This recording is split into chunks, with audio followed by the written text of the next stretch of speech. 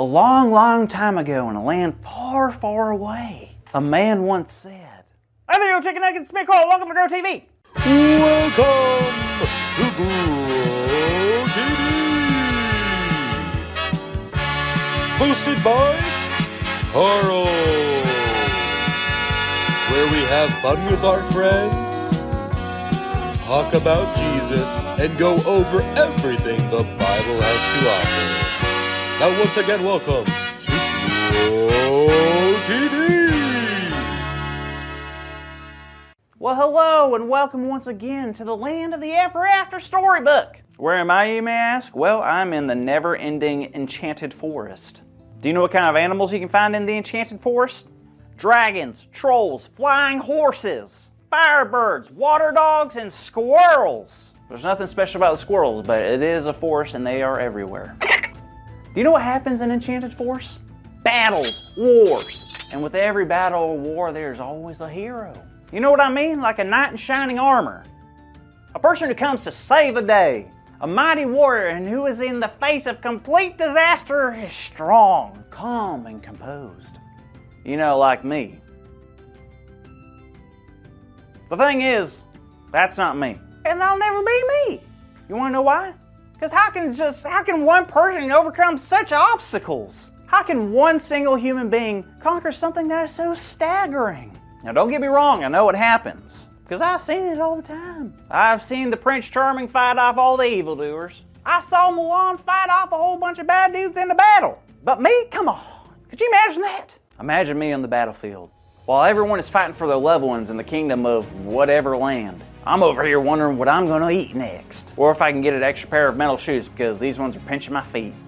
See what I mean? Me being a knight in shining armor or me ever finding a happy ever after is impossible. There's no hope for me. Whoa, hold on. What did you just say? Oh, hi Grace. I was just telling the kids that I'm hopeless. And there's no use in me trying to accomplish anything ever. Because all I'm ever gonna end up like is a big pile of dragon slobber. Okay, well, two things. One, I don't think dragon slobber, that's gross. And two, you are not hopeless. Oh yeah? Tell it to this face. Okay, Carl. Can you at least tell me why you're feeling that way? Well, it's simple. I'm here in the land of the EverAfter, where everything is possible. But yet What? Yet I feel like sometimes things just aren't going to get better. Like not only will things not turn around and get better for me, but even if they did, I don't know if I'm strong enough to make the journey. Oh, Carl. You're not. Excuse me? Okay, that may have come out a bit harsh. What I mean is you, by yourself, are not strong enough to make it through the journey and become who you've been called to be. None of us are, but there is hope. How is there hope?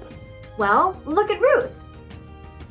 Not literally, her story.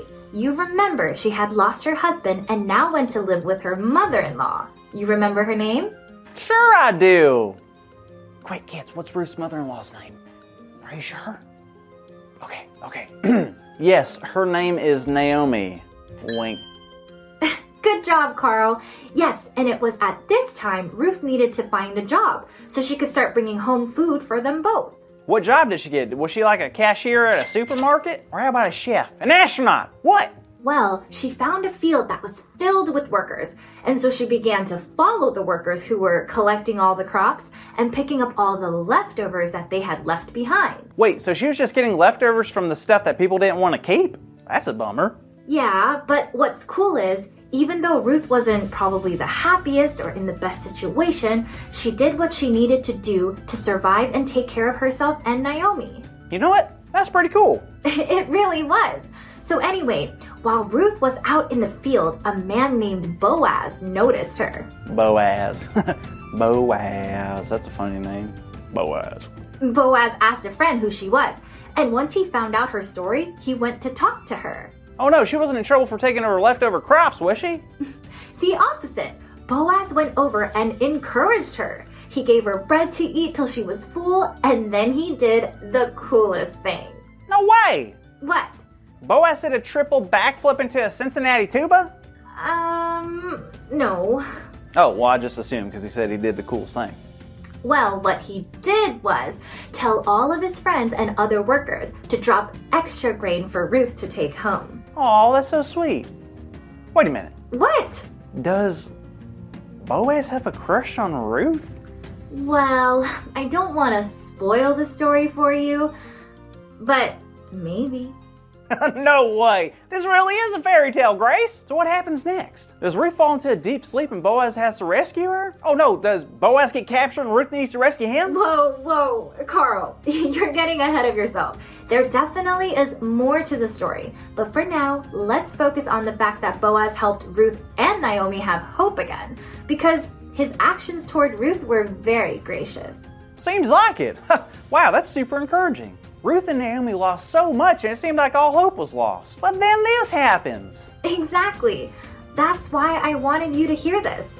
You see, God takes care of us in every season, no matter how difficult it may be. But if we just continue to trust and push on, then who knows what gifts and plans God has in store for us. Because guess what, Carl? I haven't even told you the coolest part. What? What is it?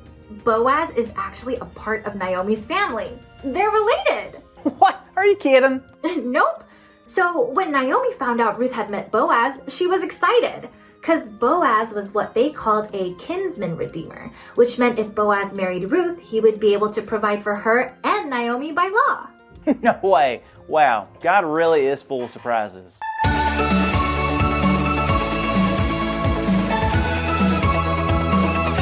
Holy guacamole, this story keeps getting bigger and better. But speaking of bigger, our big idea today is God gives us hope. So let's say it out loud like something from a fairy, like a dragon. Let's act like a dragon, okay? We need big fiery breaths. We need to get those wings out, okay? Ready? 1, 2, 3. God gives us hope! Whoa, that was so good. You guys did an amazing job. Hopefully everyone acted like a dragon, and if you didn't, it's okay. I don't mind acting like a dragon by myself. Now, the second thing I'm going to ask you is that you don't miss next week's Grow TV episode, okay? Promise? All right. I'll see you guys next week. Bye. Thank you for watching, and tune in next week for a new episode of Grow TV.